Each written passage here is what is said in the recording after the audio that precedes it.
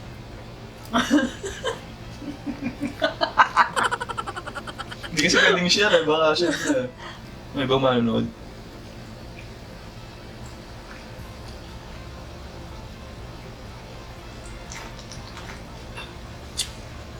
Yung na minsan lasing lang ako eh. Yung gumanon ako eh. Dugyot ni Kuya Ryan.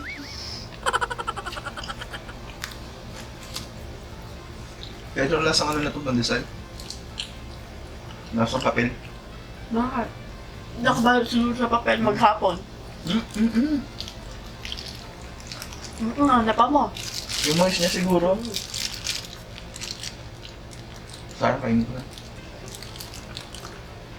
Sarap yan.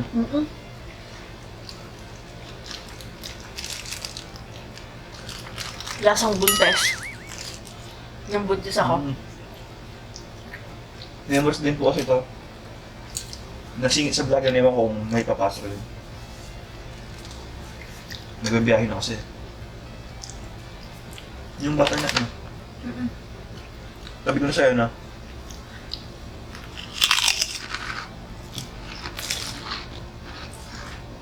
Titikman mo lang ito, gusto mo siya.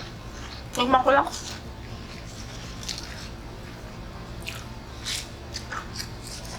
Boy, tikim.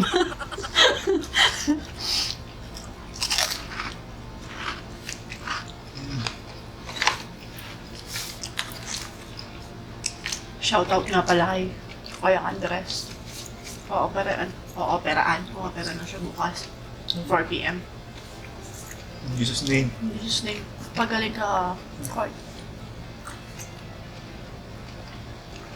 Parang kailan lang nung tawag dito yung binubuhat namin siya, sorry ako na sorry sa kanya. Sorry ko, sabi ko. Sobrang ano, Tiisin mo naman ako kasi x-ray siya, hindi niya magalaw yung katawan niya. As in, nabalian yata siya o bali-bali yung tagyang niya. Yan, masaya ako na napicturean siya ng anak niya na si Yaya. Medyo nakakaupo siyang konti, pero Mas masaya na yun kasi nung nakaraan, grabe, talagang hindi may pinta yung itsura niya. Hindi siya makahinga, gano'n. Thank you, Lord.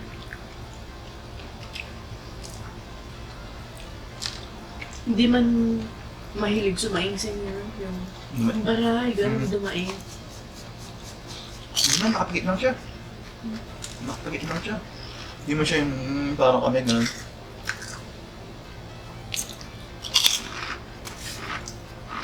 Dahil wala po tayong video nitong mga nakaraan. Babawi po tayo ngayon.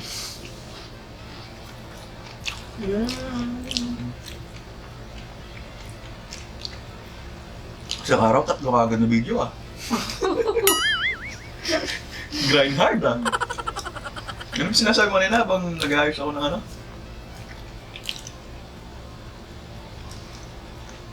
Sa Pampanga, sa Pampanga ba ang Tagalogin na lang natin? Working hard. Oh. Work harder. English pala yung sinabi mo. Kailangan.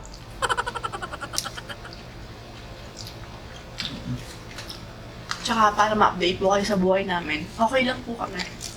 Kumbaga, syempre, di natin maalis yung Kaya mang iniisip bang sa ano tayo. natin, nag-worry. Medyo ako kanina, nakabasa ako ng mga ibang comments. Sorry po, sensya na po kayo kung hindi pa po tayo nakapag-react. Pero nakabasa po ng konti kanina. Kasi wala po talaga ako time. Wala akong ginawa kundi yung Super Mario, sa cellphone. Yun lang. Tapos kain. Pero nag-update naman tayo sa kanila. Tapos sakto wala ng Facebook. Kami, may bago pala, konti ko lang yung friends kasi for family, ganun. Kahit sa Instagram, di pa ako masyadong nakaka-post doon. Pero balik po tayo.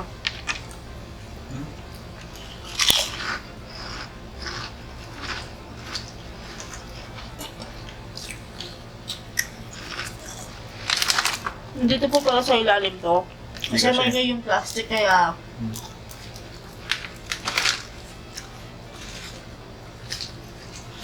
Siyempre, pinakamasarap huli. hmm? Pinakamasarap huli.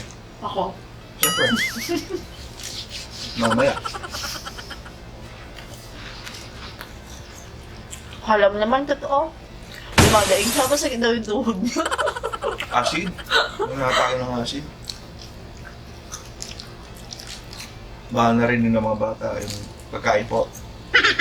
Acid, tumama yung tuhod. Minsan tuhod ko. Nabanggit ko yun sa ano eh. Yung nga yung suka. Na-trigger na naman dahil sa suka.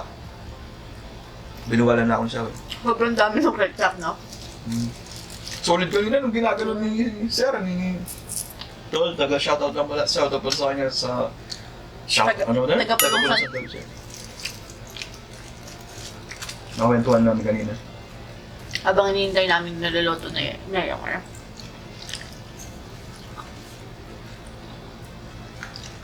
Kala pag ganyan, ang linis eh, no? Tapos yung mga nahulog. Dugyot eh. Hindi na po wala nagpalit ng damit. Parang na isa lang talaga sa araw yung talaga ginawa yung video.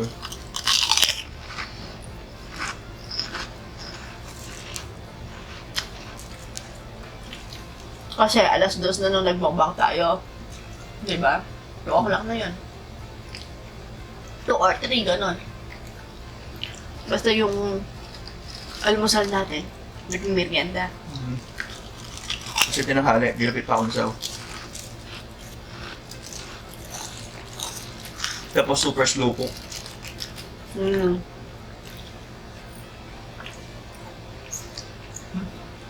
Masarap din. Pero hindi pinakasarap.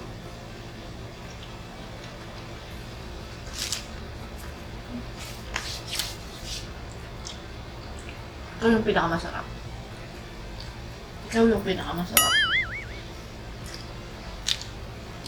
Magmahal.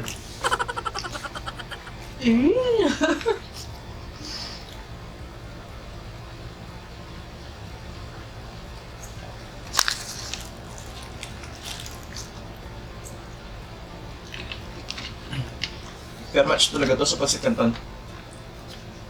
Pinaka-the best siya. Yung ano mo na? Ay.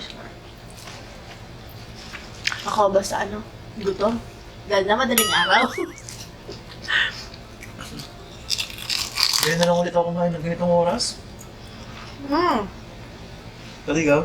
11:30. Hindi, nung binilhan kita nung nag-stroll kami eh. Yung chicken nuggets eh. Tagal na nun. Last year.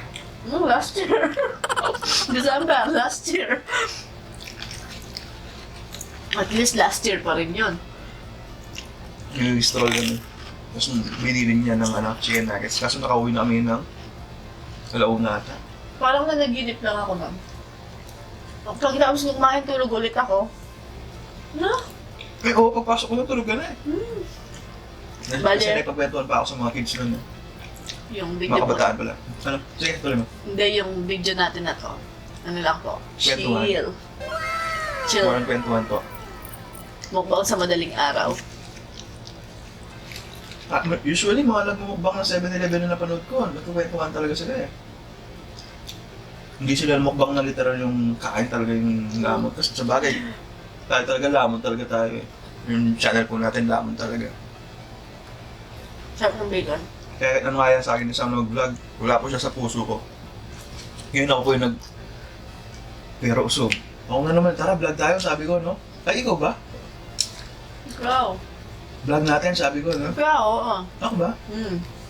Ako din po yung New Sige, Year. ikaw sabi ko. Tapos yung, ay, vlog tayo, sabi ko, tapos sige, ikaw sabi. Ay, excuse me po. Excuse me po. Excuse me po. Yung sinasabi kong acid. Yun nga kanina, no? Yung bagong taon siya, birthday po ni Ma'am Mercy. Ako din po yung nagsabi na, ay, binigla lang kita, no? Nagbablog na Hindi ko ako. man alam.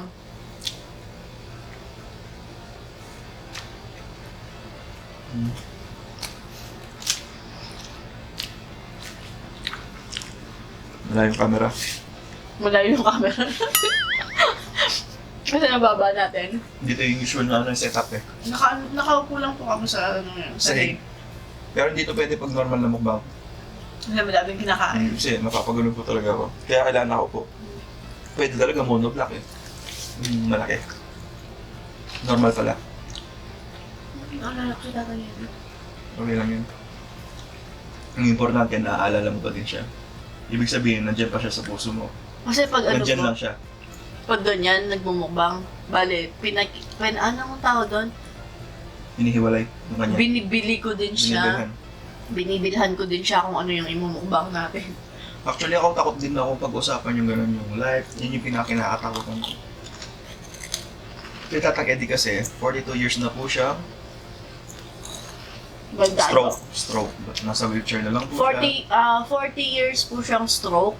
Tapos almost 2 years siyang bedridden magsimula nung lindol nung April 22 o 11. April 22. April 22, alas 5, 5:11 ng hapon. Parang nalindulan siya, ganun. Pati nung Pasko, di ba? Lumindol. Tapos, dun din siya nag-uumpisa. Ang shoot lang. Sobrang bait po ng biyanan ko na yun.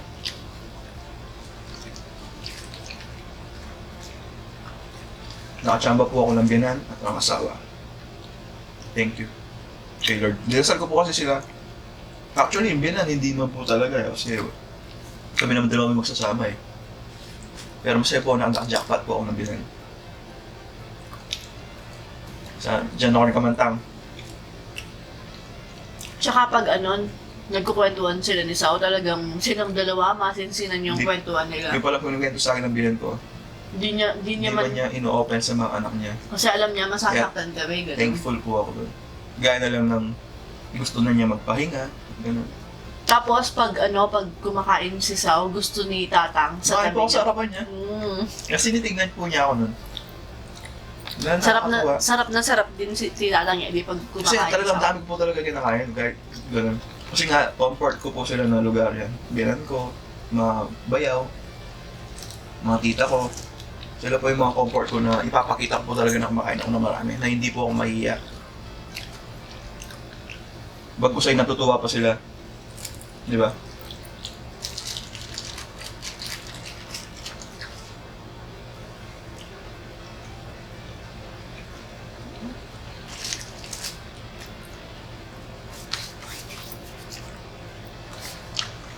Kaso nakakatikal to, no? Nangangalay. Nakasandal kasi ako eh. Di ba magsandal? 40 minutes na rin pala tayo. Anong 14? Naputol pa yan eh. Ano nga?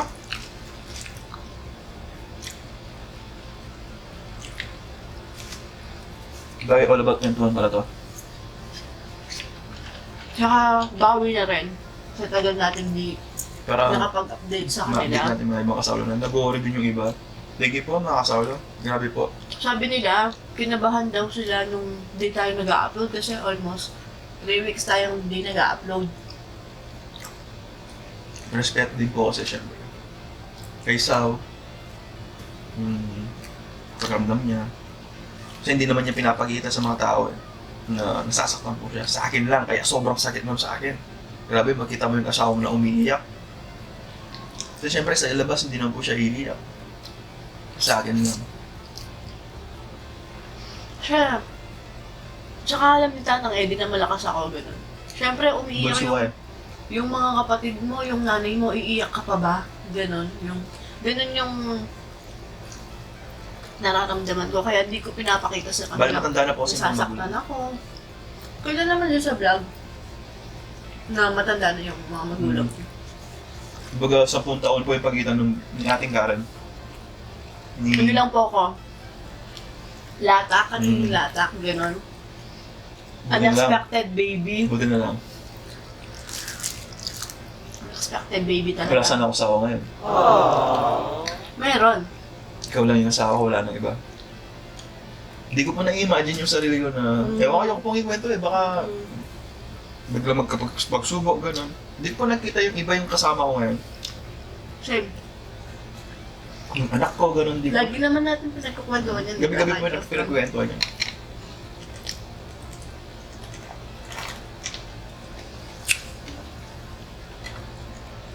Baka bigla may pagsubok na dumaan, kaya ayaw kong magkwento ng gano'n sa iba.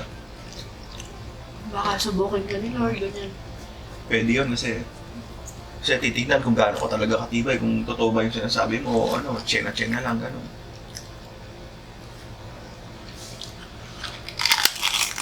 Busog na ako. Sino hindi mabubusog?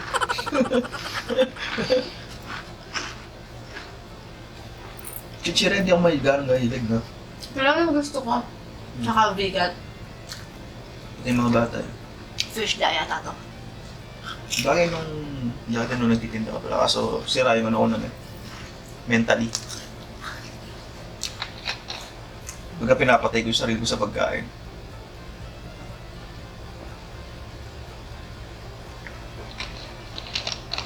Isa sa mga sakit ko, pag stress, gano'n. Stress eating. Ano ba yung tawag dito? Mukdal? Oo, mukdal-dal eh. Oo.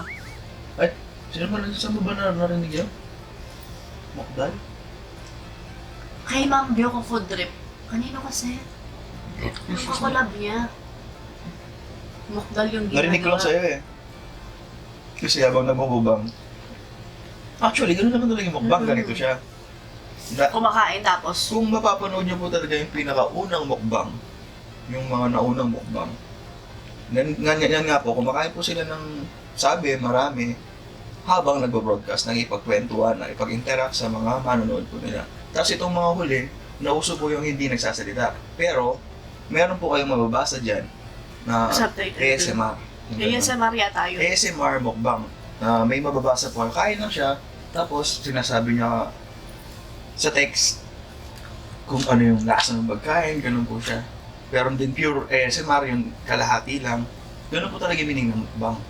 Hindi po yung kaya nga mukbang, kain lang, ganun. Hindi po ganun mukbang. Mag-broadcast ka po habang kumakain ng marami. Konting kaalaman lang po. Sharing lang po. Kasi talagang sinaliksik ko po siya bago ko po Oo. pinasok yung mundo ng mukbang eh. Kumbaga hindi lang po ako basta-basta nagmukbang.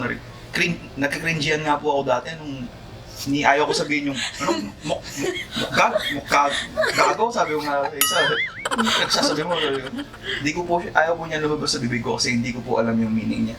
Pero yun, sinearch ko po siya, kaya ngayon. Yun nga, kakain na kami, mukbang, no? Mga bata, pag kumakain sila ng marami, nagmumukbang ka na, no? Sabi nga.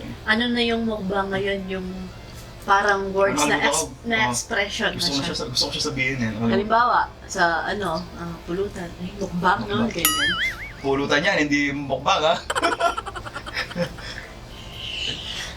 Tulog na yung kapitbahay natin. 11:41 na.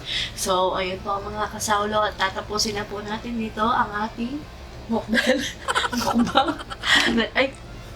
Nagutom, nag-7-Eleven, nagmukbang. Hanggang sa susunod. Paalam. Maraming salamat po. Ingat ang lahat. God bless us all po. God bless us all po. Dilig na dilig tayo niyan.